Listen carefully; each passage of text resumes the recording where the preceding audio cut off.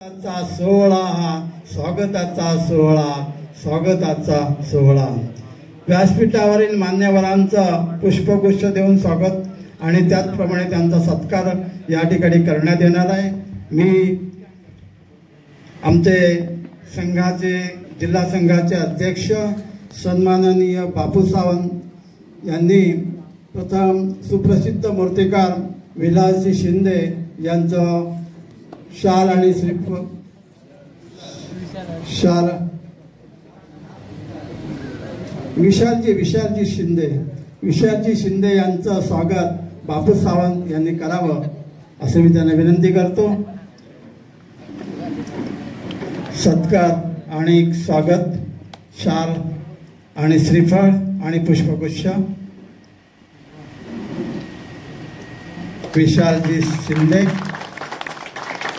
एक ज्येष्ठ मूर्तिकार सुप्रसिद्ध मूर्तिकार यांचं स्वागत बापू सावंत यांनी केलेलं आहे।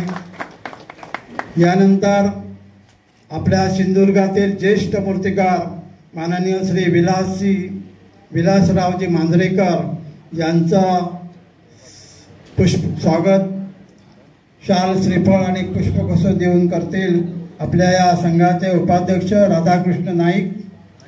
राधाकृष्ण नाईक यांनी त्यांचं स्वागत करायचं आहे आणि सत्कार करायचा आहे। शाल श्रीफळ आणि पुष्पगुच्छ राधाकृष्ण नाईक विलासरावजी मांजरेकर ज्येष्ठ मूर्तिकार यांचं शाल श्रीफळ आणि पुष्पगुच्छ देऊन स्वागत करतायत। जरा जोरदार टाळ्या वाजवा।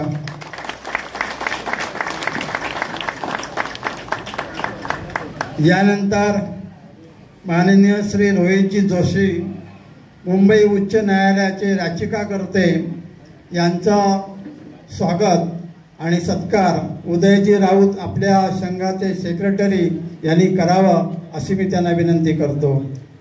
उदयजी राऊत यांनी रोहितजी जोशी मुंबई उच्च न्यायालयाचे याचिकाकर्ते आहेत आणि त्यांचं स्वागत शाल श्रीफळ आणि करावा अशी मी त्यांना विनंती करतो। यानंतर कडू मुंबई याचिकाकर्ते यांचं स्वागत अजय परब सहसचिव अजय परब यांनी अशोक कडू मुंबई याचिकाकर्ते आहेत त्यांचं स्वागत पुष्पगुच्छ आणि शाल श्रीफळ देऊन त्यांचा सत्कार करावा अशी मी त्यांना विनंती। अजय परब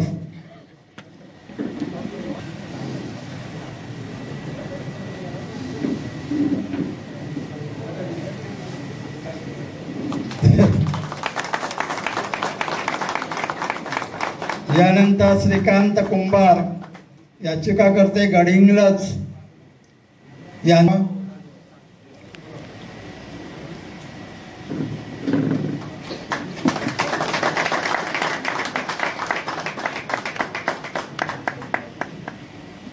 यानंतर राजेंद्र जाधव याचिकाकर्ते देवरुख रत्नागिरी यांचं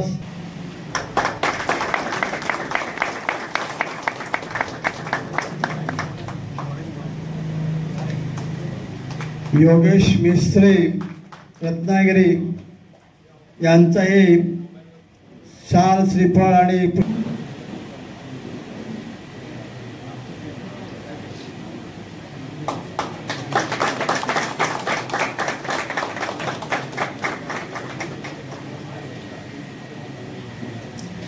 यानंतर महेश खानविलकर मूर्तिकार संघटना रत्नागिरी हे सचिव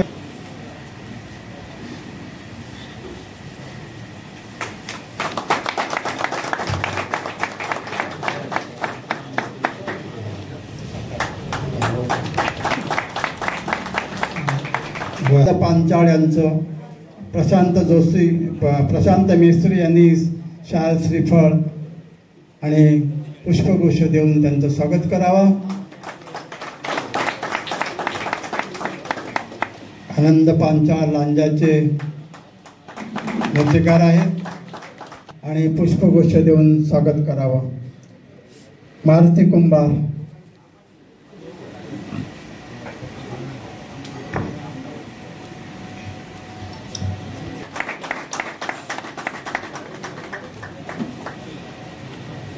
यानंतर रवी कुंभार बदलापूर रवी कुंभार यांचा रमेश मांजरेकर यांनी शाल श्रीफळ आणि पुष्पगुच्छ दिले.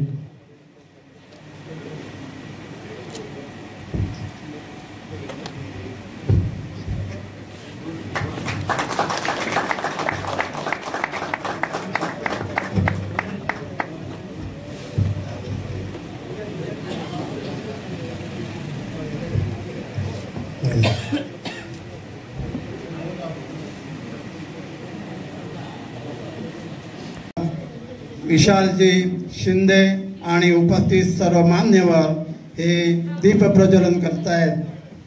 असतो मा सद्गमयम तमसो मा ज्योतिर्गमयम मृत्युर्मा मृतम गमयम.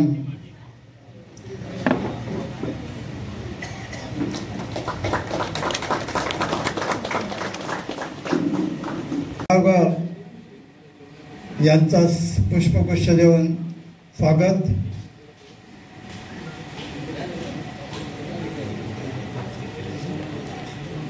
तर प्रकाश सावंत मूर्तिकार प्रकाश सावंत यांचा एक पुष्पगुच्छ देऊन स्वागत.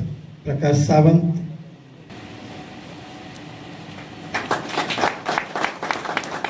यानंतर बाळा तांबट राजापूर जिल्हा संघटना त्यांपूरचे जिल्हा संघटक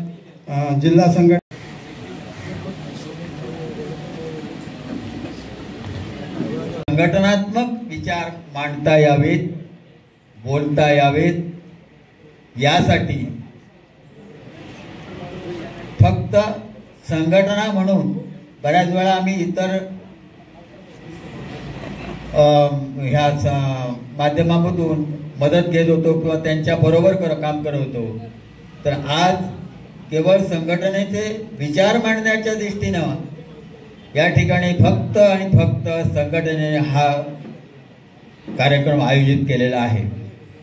आज या कार्यक्रमाचे अध्यक्ष विलासरावजी मांजरेकर, ज्येष्ठ मूर्तिकार विलासरावजी शिंदे, ज्यांनी ज्या याचिकेचा निकाल लागलेला आहे आणि आज जिकडे तिकडे त्याचा बोलबाला होतोय की प्रत्येकाने मातीची मूर्ती करावी, मातीची मूर्तीचं पूजन व्हावं. कोणाचं न व्हावं हे काय बोलत नाही, पण ज्यांचं व्हावं ते बोलूया. होते आहे, आवश्यक आहे त्याविषयी बोलूया. तर मुंबई उच्च न्यायालयामध्ये याचिका ज्यांनी दाखल केली आणि मूर्तिकारांसाठी न्यायालयीन झगडा करण्याचा ज्याने ओझं आपल्या खांद्यावर घेतलं ते याचिकाकर्ते रोहित जोशी. त्याचप्रमाणे या याचिकाकर्त्यासाठी जे सहभागी आहेत ते अशोक कडू, त्याचप्रमाणे श्रीकांत कुंभार, ते जास्त धडपड करतात आणि ज्याने यासाठी मोठी धडपड केली आणि सारखं मातीची मूर्ती, मातीशिवाय दुसरं काय नको असं धडपड करणारे, बोलणारे आणि सातत्याने मला जागं करणारे श्रीकांत कुंभार. त्याचप्रमाणे रत्नागिरीचे आमचे शेजारी जाधव साहेब, याचिकाकर्ते, रत्नागिरीचे योगायोग मित्र मंडळाचे अध्यक्ष योगेश मेस्त्री, मूर्तिकार महेश कानविलकर,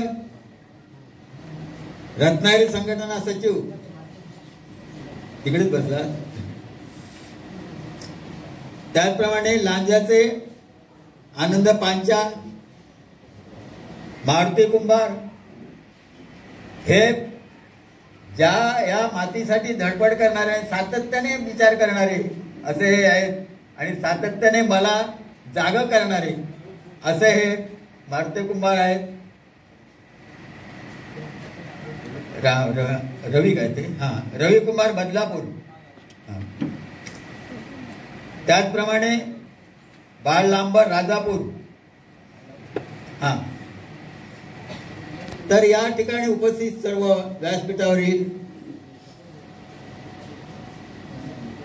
सर्वजणांना त्यांचं मी शब्दसमानाने स्वागत सर्वांचं करतोय. किंवा ते योगदान त्याने महत्वाचं आपल्या सिंधुदुर्ग जिल्ह्यासाठी दिलेलं आहे.